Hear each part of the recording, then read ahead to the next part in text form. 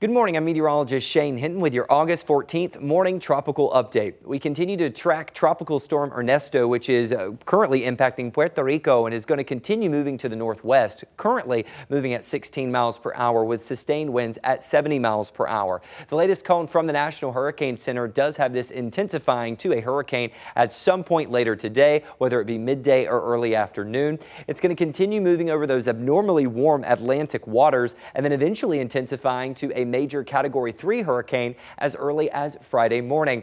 Now, taking a wider look at the back half of the forecast cone, you can see that we are still expecting it to stay away from the east coast of the United States. The reason I highlight this is yesterday morning during our update, we were noticing that the forecast cone had a little bit of a pivot toward the northwest, which could have potentially brought some impacts to us here in the United States, probably in the form of some large swells. But now it's kind of course correcting a little bit, and the models are still keeping it well off in the Atlantic. I want to kind of showcase this by highlighting both the European and the GFS forecast models to show you how much in agreement they are, especially over the next day or two. This is a snapshot of Friday morning at 10:30.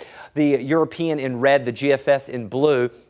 Both of them showing a system that is intensifying. You see those multiple rings. The tighter they get, the tighter the gradient, the stronger the winds, and the higher the pressure, or the lower the pressure, I should say.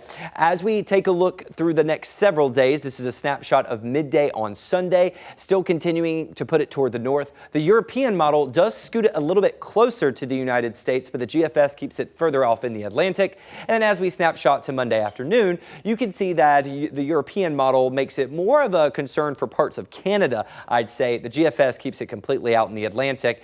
If it does take the European track, I think maybe we could see some rougher waters along the northeastern U.S. coastline, but overall the impacts, if any, are going to be very minimal for the United States. Now, there are currently no other areas that we are monitoring in the tropics for development, but we are going to get closer and closer to the peak of hurricane season, so we'll keep our eyes on that for you. Whenever the next system does roll around, well, it gets the F name for this year, which is Francine. We'll continue to track the tropics for you here in the KVUE Weather Center and provide updates on air and online.